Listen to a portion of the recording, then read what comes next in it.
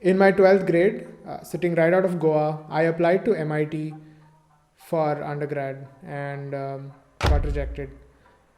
That very day, I realized that I did not have the same kind of opportunities that kids who were living in the metros or who were based out of more developing countries did. And I decided I had to do something about it. What's up, folks? This is Raj here. I'm one of the co-founders at Stoa School, and over the last 5 years, I have built multiple ventures in the education space, right from offline alternative education spaces for school kids to an online income sharing agreement based coding bootcamp, and now a business education institution built for the online world. I've also ventured in the not-for-profit space along with my friends when I started an NGO here in Goa way back in 2012. Today, I want to share with y'all my journey building companies in the education space and most importantly, my motivation for doing this. So let's get started.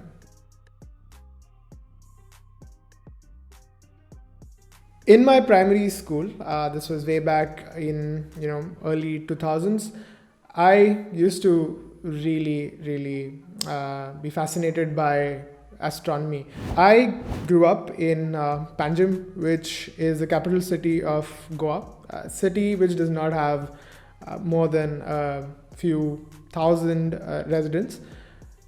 Small place, I know, but while I was growing up, I was very much into astronomy. There was a local astronomical observatory and an astronomy club called the Association of Friends of Astronomy, which I was a member of. And I think that was my first encounter with actually going out there, educating the public, especially in science. Starting from my 8th grade, I would go to the observatory almost every single day.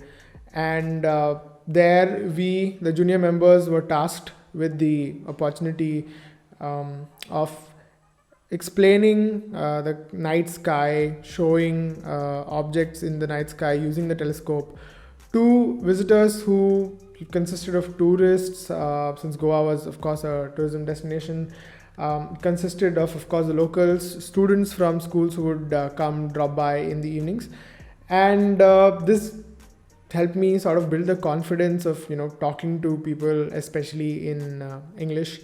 And I think it really sort of brought in this habit, this kick that I got out of explaining things to people, right? Day in and day out, we would do that. Fast forward to my 8th standard, we in fact were given the opportunity by the observatory to go out to different schools across Goa during the evening, during the night time, and set up telescopes in schools and show hundreds of kids objects in the night sky, planets like Jupiter, Saturn, sometimes the moon, Mars, and talk to them about astronomy. So this really was my first encounter with teaching. Since I was growing up in Goa, things like running a business of your own, growing it to be a big business, talking about stocks, listing it on a public exchange, these things were not a part of our culture. They were not a thing that you could see around. Unlike I can imagine you could probably smell the money in the air when it came to places like Bombay. You could smell the hustle, right? You could see the hustle around you. Not the case here in Goa.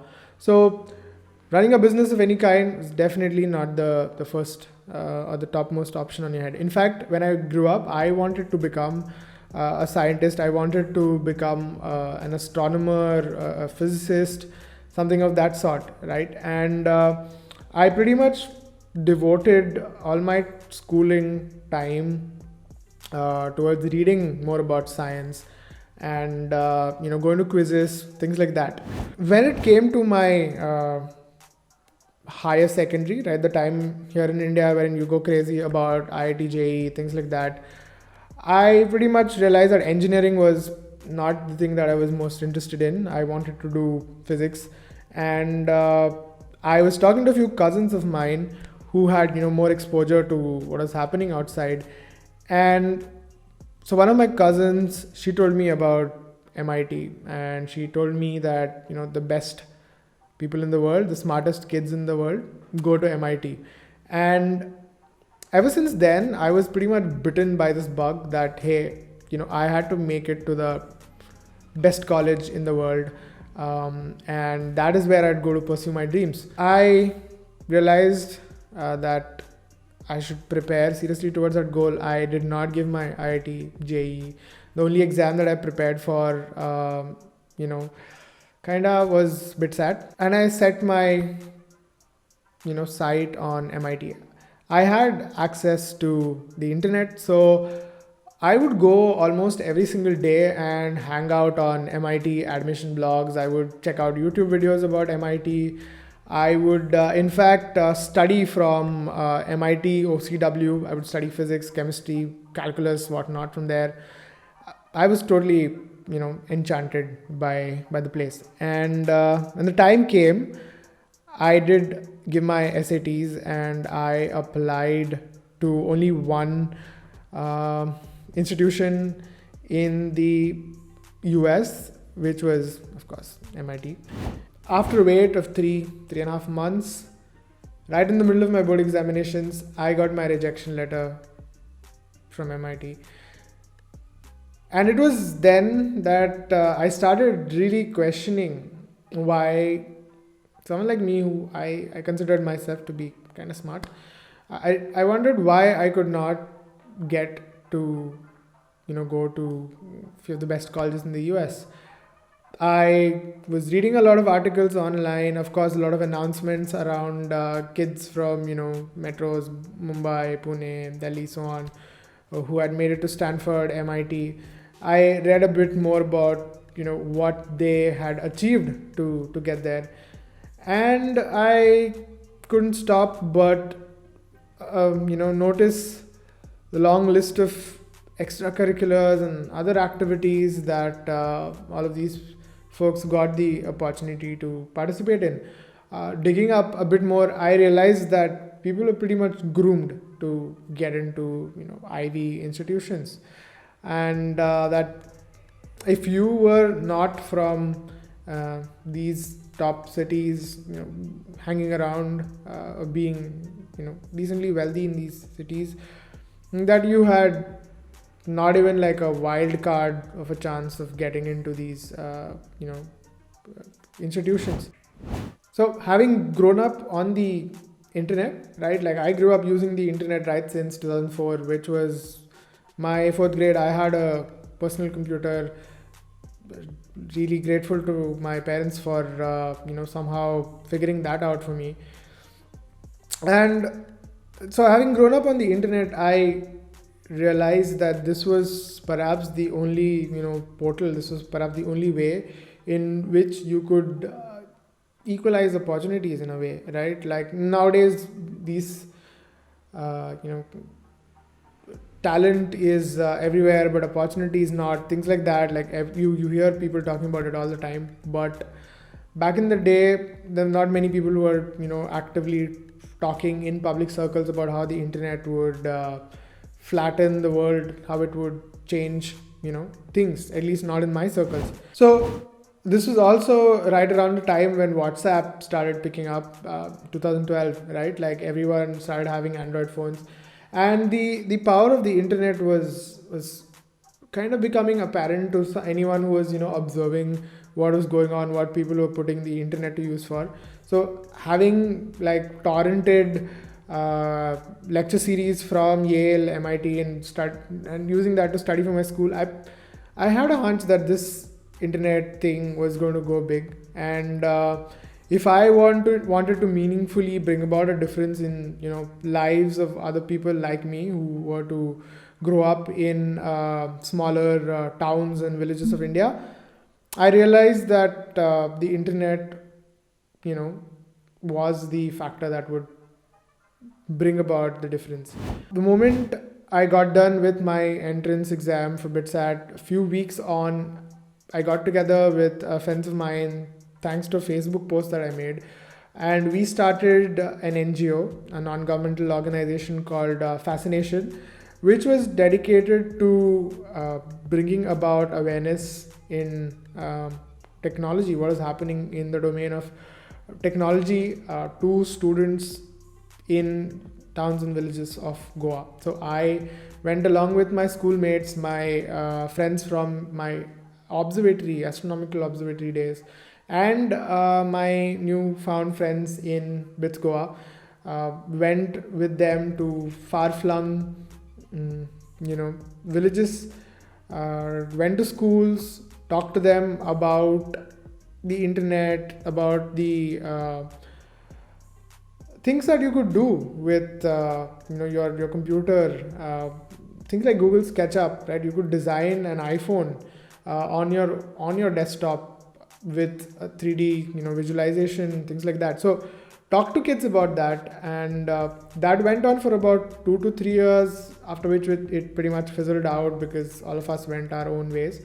But this was pretty much my introduction to using technology and internet, and helping kids dream, inspiring people the way I got inspired by people who I followed on the internet, over their blogs, over communities like Flickr. Although back in my mind, EdTech or starting a company in education, it was pretty much not a thing. It was not an option that I considered, because I was pretty much gung-ho about going on for a PhD in physics.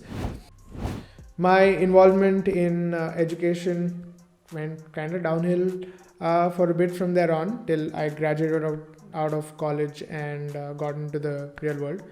But this was pretty much a formative experience for me. This was one way in which I knew for sure that I could add value to people around me.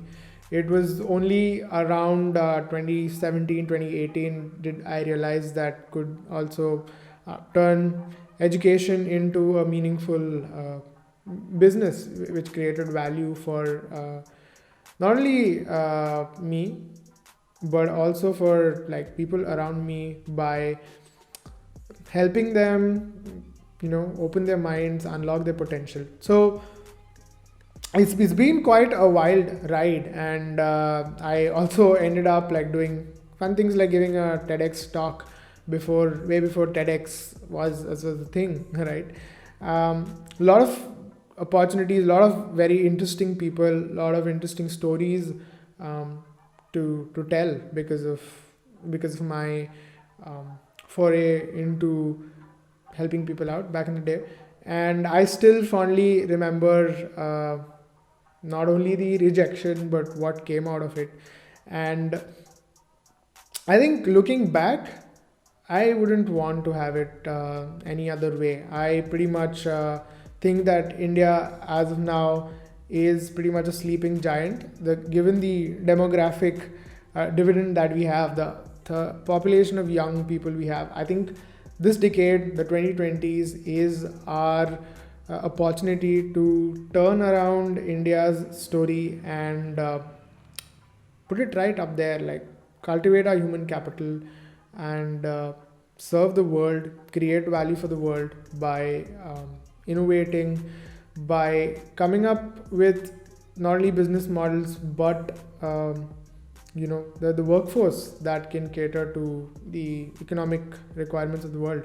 So pretty excited for what's coming on, and I'm glad that I have ended up where I have right now. Absolutely zero regrets looking back.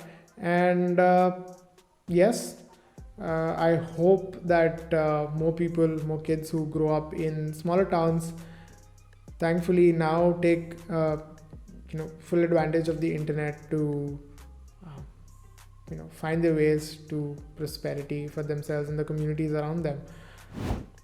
So this is the first time I'm trying out a format like this. Let me know in the comments What do you think and what I should improve on? Happy to know how I can make this more engaging and entertaining.